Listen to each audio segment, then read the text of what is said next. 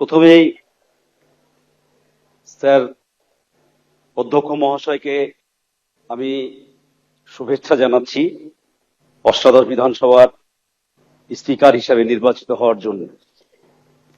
যদিও আজকের অধিবেশনটাই হচ্ছে যে আমাদের মাননীয় অধ্যক্ষকে নির্বাচনের জন্য, আমি যতদূর যদি ভুল না করি, তাহলে এখানে মূলত সেই প্রসঙ্গেই আলোচনা হওয়াটা বাঞ্ছনীয় বলে আমার মনে হয়েছে। আজকে নতুন হিসাবে যেটা দেখলাম সেটা আগামী দিনে যাতে এই বিধানসভাতে এই গরিমা যুক্ত বিধানসভা, যে বিধানসভায় আমরা আজকে শপথ নিচ্ছি, এই বিধানসভায় ডক্টর প্রফুল্ল ঘোষ, ডক্টর বিধানচন্দ্র রায়, ব্যারিস্টার সিদ্ধার্থ শঙ্কর রায়, মাননীয় জননেতা জ্যোতি বসু, মুখ্যমন্ত্রী বুদ্ধদেব ভট্টাচার্য, পরবর্তী ক্ষেত্রে মমতা বন্দ্যোপাধ্যায় শেষ মুখ্যমন্ত্রী হিসেবে তিনারা কাজ করেছেন। সেই বিধানসভার গরিমা আমাদের সব সদস্যকে রক্ষা করতে হবে, এটাই হচ্ছে যে কাজ।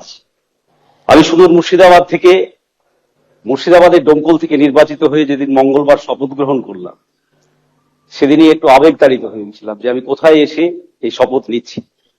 সেই প্রসঙ্গে হচ্ছে যে আমাদের এই নামগুলো যেগুলো করলাম আমি, তাদের কথা মনে পড়ছিল। আরো প্রতিনিধিদশা অনেক নেতৃত্ব আমাদের রাজ্যের স্বাধীনতা সংগ্রামী, তারা এই বিধানসভায় পা রেখেছিলেন, তারা আমাদের দেশের জন্য লড়াই করেছিলেন। একই রকম ভাবে আমার মনে পড়ছিল আনিসুর রহমানের, ডোমকলের বিধায়ক, দীর্ঘদিনের প্রায় 25 বছর মন্ত্রী ছিলেন এবং হচ্ছে যে তারপরে আবার 10 বছর বিধায়ক হিসেবে ছিলেন। স্যার, এটা ঘটনা যে আজকে দাঁড়িয়ে নির্বাচনের পরবর্তী ক্ষেত্রে সংখ্যার দিক দিয়ে বিজেপি ব্যাপক সংখ্যাগরিষ্ঠতা পেয়েছে, আমাদের রাজ্যে ম্যান্ডেট পেয়েছে, এটা অস্বীকার করার তো কোনো জায়গা নেই। মানুষ ভোট দিয়েছে, নির্বাচিত করেছে।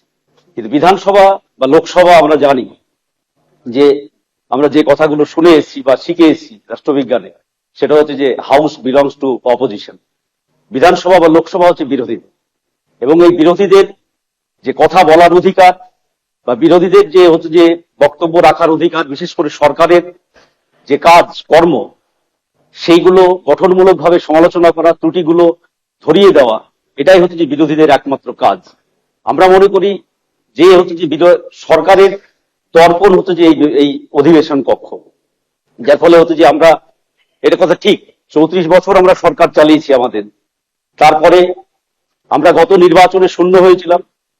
মানুষ এবারে নির্বাচনে আমাদের একজন প্রতিনিধি বামপন্থীদের আমাকে নির্বাচিত করেছে, আমি একা। কিন্তু আমি মনে করি যে অধ্যক্ষ মহাশয়, আপনি সবসময় যা আমাদের ভারতবর্ষের সংসদীয় রাজনীতি, কখনোই একথা অস্বীকার করা যাবে না, আমি যে দল থেকে বিলংস করছি, ভারতের সংসদীয় রাজনীতিতে সেই দলের আলোচনা ছাড়া সংসদীয় রাজনীতি পরিপুষ্টতা লাভ করবে, এটা আমি অন্তত মনে করি না। আমি তাই গর্বের সঙ্গে বলছি, ভারতবর্ষের সংসদে যদি স্বাধীনতার পর স্পিকার নিয়ে আলোচনা হয়, তাহলে নিশ্চিতভাবে এক বাক্যে সবাই স্বীকার করবেন 2-5 জনের মধ্যে অন্যতম সোমনাথ চট্টোপাধ্যায়, এর নাম সর্বাগ্রে আলোচিত হবে। একই রকম ভাবে এই বিধানসভায় দীর্ঘ 29 বছর ধরে বিধানসভাতে স্পিকারের ভূমিকা পালন করেছে হাসিম আব্দুল খালিক। দল মত নির্বিশেষে আমরা যে মতেরই হই না কেন, বিধানসভায় স্পিকার কেমন হবে যদি এটা জিজ্ঞাসা করা যায়, তাহলে নিশ্চিতভাবে সবাই এক বাক্যে স্বীকার করবেন হাসিম আব্দুল হালিমের মতো স্পিকার হওয়া উচিত। স্যার, আজকে দাঁড়িয়ে আমরা যেটা বলতে চাইছি যে শুধু মাত্র হচ্ছে যে আপনার একটা, যেটা বলতে চাইছি যে আমরা যে সংখ্যার বিচারে আজকে বিজেপি ব্যাপক সংখ্যাগরিষ্ঠতা পেয়েছে, কিন্তু যেহেতু হাউস, আমি বললাম যে হাউস বিলংস টু অপোজিশন, এখানে বিরোধীদের কণ্ঠস্বরকে যাতে সেই সংখ্যার বিচারে চাপা না দেওয়া হয়, সেইটা আপনাকে এই 5 বছর আগে, 5 বছর আপনাকে দেখতে হবে। এটা আমার দলের পক্ষ থেকে, আমার পক্ষ থেকে হচ্ছে যে অনুরোধ।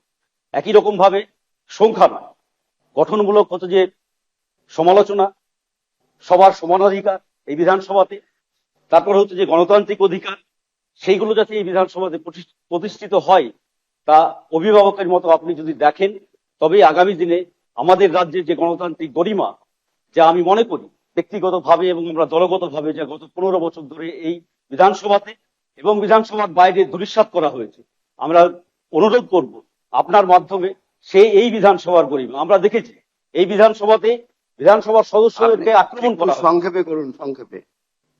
হ্যাঁ, সংক্ষেপে। ও সরি সংক্ষেপে। সরি সরি বিধানসভার সদস্যদেরকে আক্রমণ করা হয়েছে, এখানে আহত করা হয়েছে, বিধানসভার বিরোধী দলনেতাদেরকে এখানে সঠিকভাবে স্পেস দেওয়া হয়নি। আমি অনুরোধ করব, আপনি নবনির্বাচিত অধ্যক্ষ, নিশ্চিতভাবে আগামী দিনে সেই বিষয়গুলো সঠিকভাবে যাতে দেখবেন, যাতে বিরোধীরা বেশি করে বলতে পারে, সরকার পক্ষের যা গঠনমূলক সমালোচনা, কাজের ত্রুটি বিচ্যুতিগুলো আমরা তুলে ধরতে পারি, তবে আমরা বিরোধী হিসাবে সঠিক দায়িত্ব পালন করতে পারবো। মানুষ আমাদেরকে যে রায় দিয়েছে সেই রায়ের প্রতি মর্যাদা রক্ষা করতে পারবো। এই কথা বলে আবারও আপনাকে আন্তরিক শুভেচ্ছা, অভিনন্দন জানিয়ে আমার বক্তব্য শেষ করছি। ধন্যবাদ।